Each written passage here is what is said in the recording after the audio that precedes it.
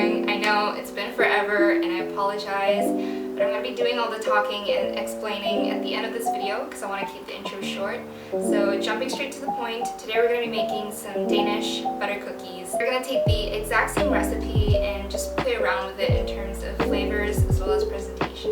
So without further ado, let's get started.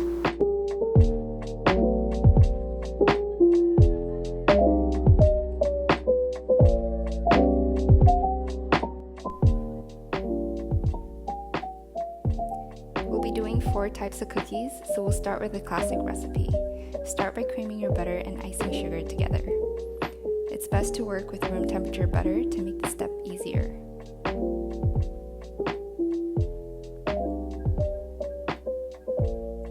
Once the mixture is pale and fluffy, you can add in the vanilla extract and the egg whites.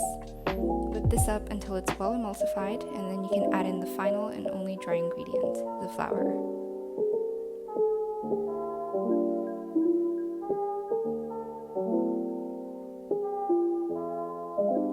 Once your cookie dough has nicely come together, you can go ahead and pipe these however you like.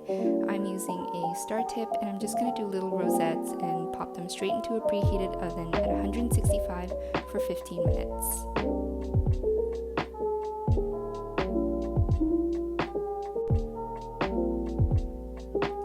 Moving on to recipe number 2, we're going to do the exact same thing in the exact same steps and measurements, only this time we'll be adding in a bit of rose syrup or flavoring with a small touch of pink gel food coloring. You want minimal browning on these, so we'll bake them at 165 for 12 minutes.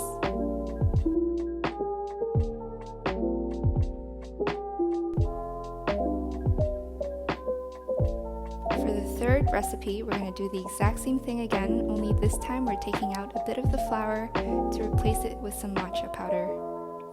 So same steps, creaming in the fats and sugar, adding in the wet components and then the dry. Pipe them out into your preferred shape and bake these at 165 for 15 minutes.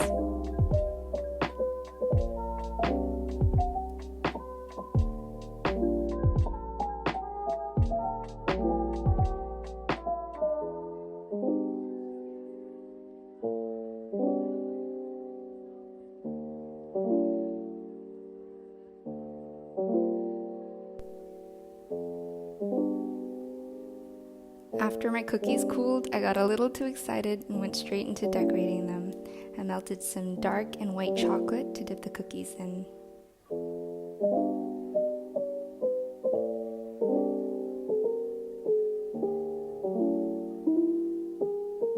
I'm pretty much just using whatever I can work with in my pantry for the extra touches, so I managed to find some pistachios and some dried rosebud flower tea.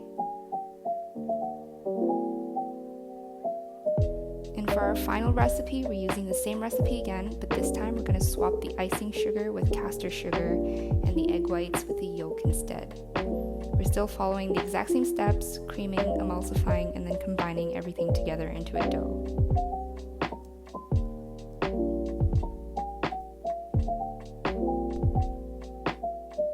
However, for the final step, we're not going to be piping these, but instead we're going to wrap the dough in some cling wrap and pre-shape it.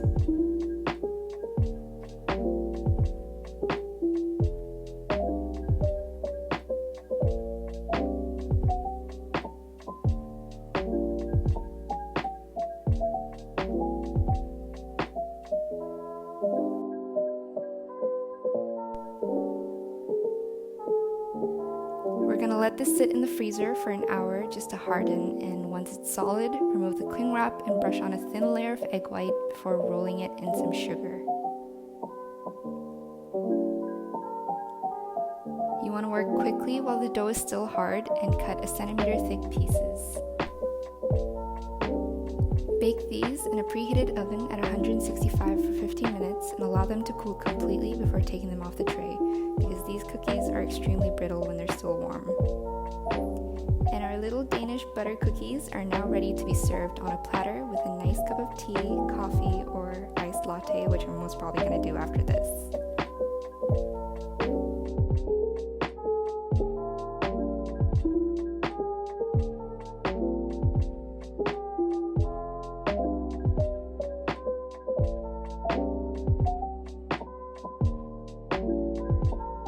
So yes, I'm back with a few changes here and there, the hair, the setup, the edits. I did warn you in my last video.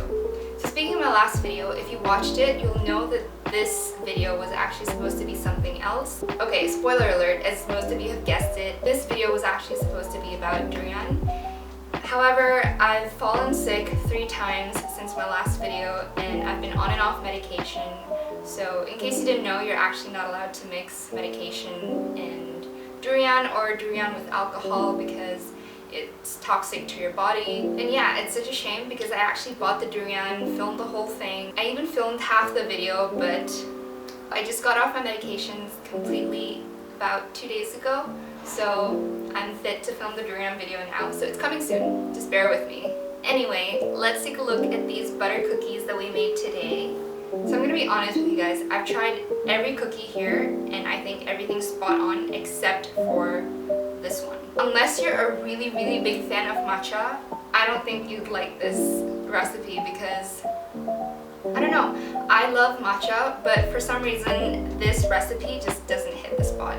But it does look really pretty and green, so perhaps you can swap the matcha with pistachio paste, and I honestly think this would be really good with pistachio. But these though, like, I love this one. I know that some people call these diamond cookies and some people call them sugar cookies as well. This is just like a fat bomb that just melts in your mouth, and this one's the top favorite. I love this one. As well as these ones, the classic ones. Butter cookies were such a big part of my childhood.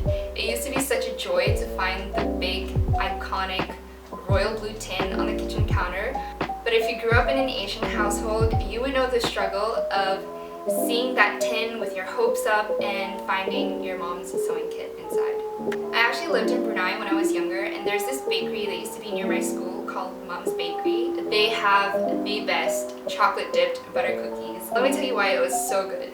It wasn't just dipped in chocolate, it had chocolate sandwiched between 2 thick butter cookie fingers. As you can tell, I just love anything butter and anything chocolate. If you're from Brunei and your family goes to Mom's Bakery at least 5 times a week, comment down below because that's what my family used to do. My battery died and I'm losing light, so I'm gonna make this really quick. I really hope you guys enjoyed this video as well as this recipe. If you do try it out with other flavors, do let me know how that turns out. And yeah, I hope to see you guys in the next video, and I'm gonna have more cookies as well as water my plants. So, bye-bye!